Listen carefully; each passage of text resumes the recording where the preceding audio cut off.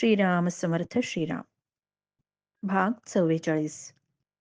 गुप्त काशीला एका देवळामध्ये एक वयस्कर साधू महाराज भेटले. खूप वृद्ध होते.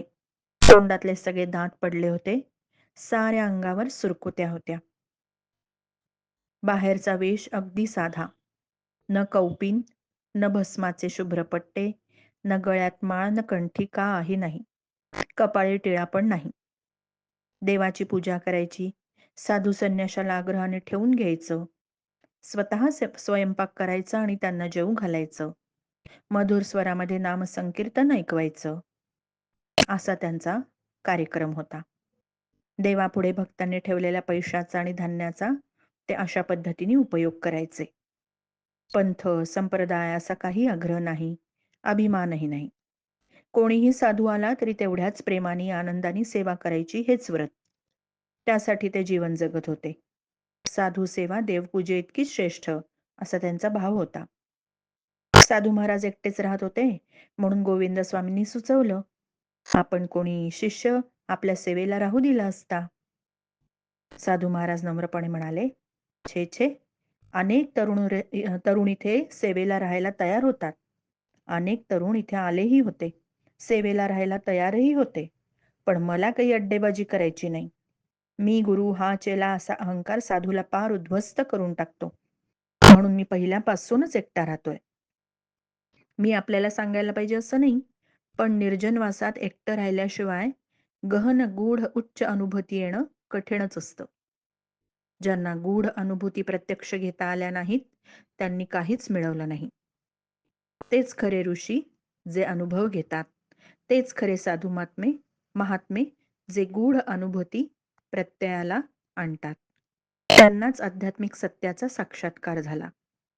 या दगडाला आपल्या हाताने स्पर्श करता येतो आणि त्याची अनुभूती घेता येते, अगदी तशीच तितक्याच स्पष्टपणे इंद्रियातीत अवस्थेमध्ये आध्यात्मिक सत्यांचा अनुभव घेता येतो. कोणालाही घेता येतो. फक्त ईश्वर कृपा व्हायला हवी. कुळ, जाती, वर्ण काही आड येत नाही. आणि ते एकदम भावावेशात गेले. स्वतःशीच बोलल्यासारखं बोलायला लागले. धर्म काय पोथ्या पुराणात आहे? धर्मशास्त्रांतील सिद्धांतामध्ये काय धर्म आहे? पांडित्य, तर्क यामध्ये काही आहे? मुळीच नाही. धर्म म्हणजे प्रत्यक्ष अनुभूती. ऋषी मुनींनी ज्या आध्यात्मिक सत्यांचा अनुभव घेतला, त्यांचा अनुभव घेता आला तरच खऱ्या अर्थानं धार्मिक जीवनाला प्रारंभ झाला. तोपर्यंत नुसत्या गप्पा, नुसतं बोलणंच चाललंय. तोवर धर्मजीवनाची पूर्वतयारी चालली असं फार तर म्हणता येईल. दयाराम स्वामींचं अंग रोमांचित झालं. वाटलं, हे खरे ऋषी. गोविंद स्वामी आणि दयाराम स्वामी यांनी भोजन केलं. साधू महाराजांनी भागवतातील 9व्या अध्यायातील काही श्लोक वाचले. रसाळ विवेचन केलं. यशोदेने बाळकृष्णाच्या खोड्यांना कंटाळून त्यांना दोरीनं उखळाला बांधलं. हा कथाभाग रसाळ वाणीनं त्यांनी सांगितला. वाटलं कृष्ण भक्तीनं बहरलेलं गोकुळ इथे उभं राहिलंय. दयाराम स्वामी मोठ्या आनंदाने म्हणाले, फार सुंदर हरिकथा ऐकायला मिळाली. आणि त्यांच्या तोंडून अलगद ओव्या बाहेर पडल्या. आपुले स्वेच्छा सदनी, सज्जनी स्वभावे गाता वहनी, सहज स्थितीने पडता कानी आनंदमनी उद्बोधी. आलिया पाषाण निजांगणी, जो तरी सफळ चिंतामणी, झालिया तयाचे रक्षणी, आळस कोणी केली करी.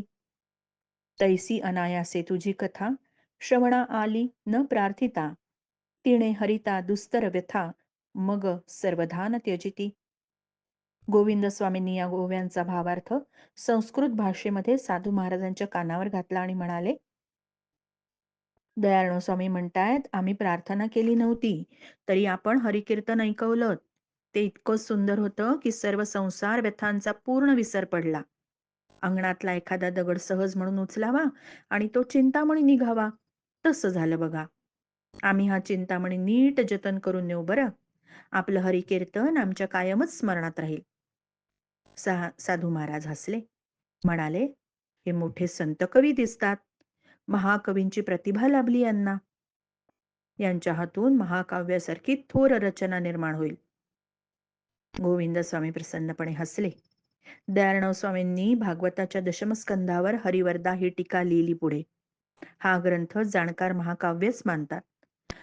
साधू महाराजांनी हे सगळं पुढचं आपल्या अंतर्दृष्टीने पाहिलं असावं, म्हणूनच ते तसं म्हणाले असावेत. दुसऱ्या दिवशी सकाळी निरोप घेताना दयाळराव स्वामींनी साधू महाराजांना विचारलं, आपण केदारनाथ आणि बद्रीनाथचं दर्शन बरेच वेळा घेतलं असेल. साधू महाराज हसले. म्हणाले, केदारनाथ आणि बद्रीनाथला जाण्याचा योग अजून आलेला नाहीये आणि आता या वयात ते जाणं शक्यही दिसत नाही. पण तुमच्यासारख्या साधू संतांच्या रूपाने भगवान बद्रीनाथजी आणि केदारनाथजी यांनी इथे येऊन मला अनेक वेळा दर्शनं दिल्याची कृपा केली आहे.